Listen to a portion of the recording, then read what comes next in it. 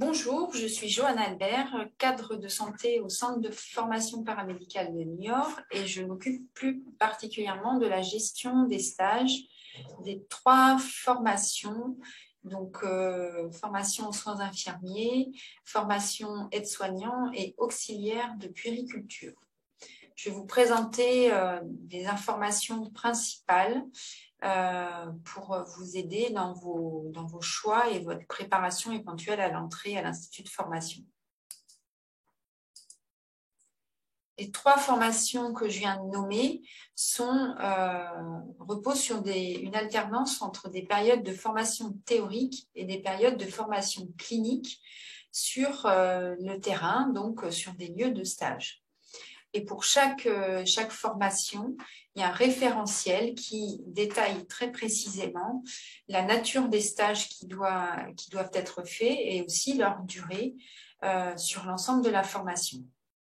Et donc, moi, dans le travail que je fais, je suis garante que les parcours de stage de chaque élève et étudiant répondent au référentiel de formation. Pour la formation des étudiants en soins infirmiers, il y a 15 semaines de stage en première année, 20 semaines en deuxième année et 25 semaines en troisième année. Les critères qui sont définis pour cette formation, c'est 4 types de stages et chaque étudiant infirmier doit avoir fait au moins un stage dans chaque catégorie sur l'ensemble de sa formation. Les catégories, ce sont les soins de courte durée qui correspondent aux soins en service hospitalier, les soins en santé mentale et en psychiatrie, les soins de suite et de longue durée et les soins sur des lieux de vie. Pour le stage du semestre 6, l'étudiant peut faire le choix d'un lieu de stage et demander des lieux de stage à proximité de son domicile d'origine ou sur des lieux de stage très spécifiques avec l'accord de l'équipe pédagogique et à condition que jusqu'à ce semestre, son parcours de stage soit conforme. Pour les élèves en formation aide-soignant, il y a 4 périodes de stage pour le cursus complet de formation.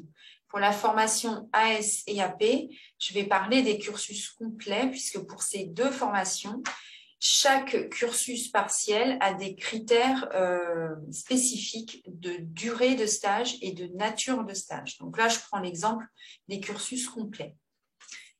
Pour les aides-soignants, donc il y a 3 périodes de stage de 5 semaines qui doivent permettre d'aborder 2 contextes. C'est la prise en soin d'une personne dont l'état de santé altéré est en phase aiguë et la prise en soin d'une personne dont l'état de santé altéré est stabilisé. Il faut aussi faire une période auprès de personnes en situation de handicap physique ou psychique et une période auprès de personnes âgées. Donc souvent, ces 2 critères-là vont se combiner avec les 2 contextes que j'ai cités plus haut. Et enfin, il y a une période de 7 semaines en fin de formation qui peut correspondre au projet professionnel en accord avec l'équipe pédagogique. Pour les auxiliaires de puériculture, le cursus en stage est très ressemblant. On a 4 périodes de stage, 3 périodes de 5 semaines avec 3 contextes qui doivent être abordés. La prise en soin d'enfants qui présentent une altération stabilisée de l'état de santé physique ou mentale. La prise en soin d'enfants qui présentent une altération aiguë de leur état de santé physique ou mentale. Et la prise en soin d'enfants dans leur vie quotidienne. Il faut aussi s'assurer que les élèves auront pris en charge des enfants en situation de handicap physique ou psychique.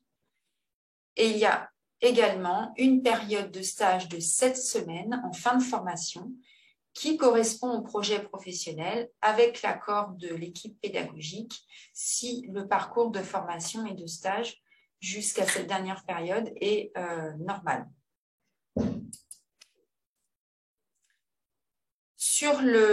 Pour partir en stage et poursuivre la formation d'un point de vue général, il y a un point qui est très important à préparer, c'est le dossier médical.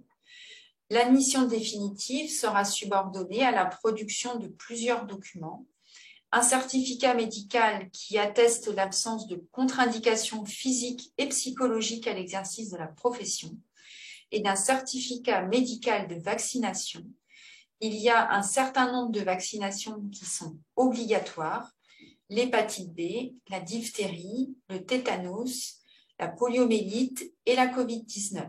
Il y a aussi des vaccinations qui sont recommandées. Pour l'hépatite B, la vaccination ne suffit pas.